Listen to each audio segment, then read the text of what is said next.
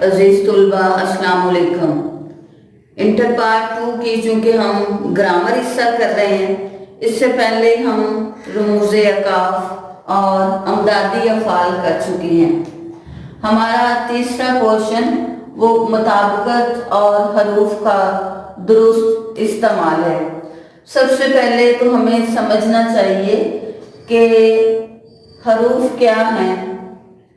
हर्फ, सबसे पहले देखिए हर्फ, ऐसा कलमा जो तन्हा कोई मानी ना दे जबकि जुमले में आकर उसका मतलब वाज़े कर दे। जैसे कि गिलास में पानी है, अरशद कॉलेज में पढ़ता है, अमजद ने नासिर को मारा, मुझे नासिर से मिलना है। इसमें हर्फ जो हैं वो है में, यहाँ भी में, और को, ने, और यहाँ पे से। अगर इन हरूफ को निकाल दिया जाए तो ये जुमले नहीं रहेंगे बल्कि सिर्फ और सिर्फ हरूफ का मजमुआ रह जाएंगे। तो इसके बाद हम देखेंगे हरूफ जार, वो हरूफ जो इस्म को दूसरे इस्म के साथ और फाइल को फेल के साथ मिलाते हैं।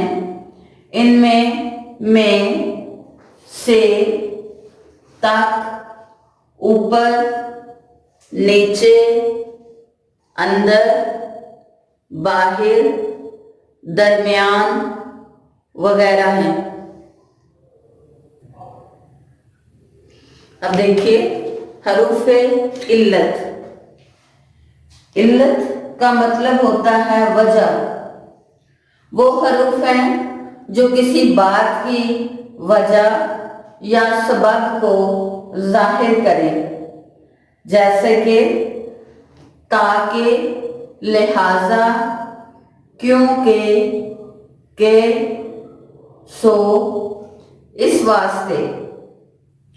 हरूफ अतफ, वो हरूफ हैं जो दो इस्मों, दो फेलों और दो जुमलों को आपस में मिलाएं। मसलन वाओ और करके फिर। इसकी मिसालें देखिए, शाम सहर, दिन और रात, वो आया फिर चला गया, सईद खाना खाकर चला गया। शाम सहर में देखिए वाओ है और है दिन और रात में, फिर है वो आया फिर चला गया, सईद खाना खा कर चला गया। हरूफ अतफ। हरूफ शर्त व जज़ा, वाओ जो है वो नहीं बोला जाता उर्दू में, तो हरूफ शर्त व जज़ा वो हरूफ जो शर्त के मौका पर बोले जाते हैं, हरूफ शर्त कहलाते हैं। अब मसलन देखिए, अगर, अगरचे, वगरना, वरना, नहीं तो, हरचंद वगैरह। वो हरूफ जो शर्त के जवाब में बोले जाएं, हरूफ जज़ा कहलाते हैं। मसलन तक, तो, सो, जैसे वगैरह। हरूफ अफसोस, वो हरूफ जो अजहारे अफसोस करते हुए घबराहट और तकलीफ में बोले जाते हैं। मसलन हैफ, उफ, अफसोस, सद अफसोस, सद हैफ, हाय, वाय, आह वगैरह। حروف تاکید وہ حروف جو کسی کام کو کرتے وقت تاکید کے طور پر بولے جاتے ہیں، مثلا ضرور، سراسر، بے شک، ہرگز۔ حروف ندا وہ حروف جو کسی کو پکارتے وقت بولے جائیں، انہیں منادی حروف بھی کہتے ہیں، جیسے اے، ابے، ارے، او، اجی، جناب وغیرہ۔ حروف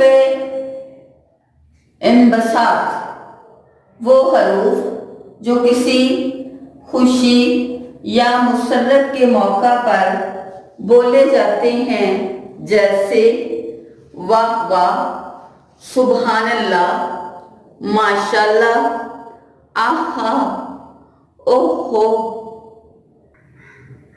حروف تعجب یعنی حیران ہونا وہ حروف جو کسی عجیب چیز کو دیکھنے یا سننے کے بعد حیرت کے اظہار کے طور پر بولے جاتے ہیں، جیسے کہ اللہ اللہ، اللہ اکبر، واہ رے کیا۔ اب دیکھیے حروف اعجاب یعنی کسی چیز کو مان لینا، اقرار کر لینا اس کا، وہ حروف جو کسی سوال کے جواب یا کسی کے پوچھنے پر جواب کے طور پر بولے جاتے ہیں، جیسے کہ جی، جی ہاں، اچھا، بہت اچھا، واقعی، ٹھیک، درست، کیوں، نہیں، بجا وغیرہ۔ حروف بیان وہ حروف جو کسی بات کی وضاحت کے لیے دو جملوں کے درمیان بولے یا لکھے جائیں، جیسے کہ، تاکہ، مبادہ وغیرہ۔ حروف نفی وہ حروف جو انکار کے معنوں میں استعمال ہوں، جیسے نہ، نہیں، مت وغیرہ۔ حروف تحسین جو کسی کی اچھی کارگزاری پر شاباش دینے کے لیے بولے جائیں، تعریف کے طور پہ بولے جائیں، مثلا سبحان اللہ، مرحبا، جزاک اللہ، زندہ باد، کیا کہنے وغیرہ۔ حروف نفرت یہ حروف نفرت، لعنت اور پھٹکار کے موقع پر بولے جاتے ہیں، مثلا تف، لعنت، پھٹکار، تھو، در در وغیرہ۔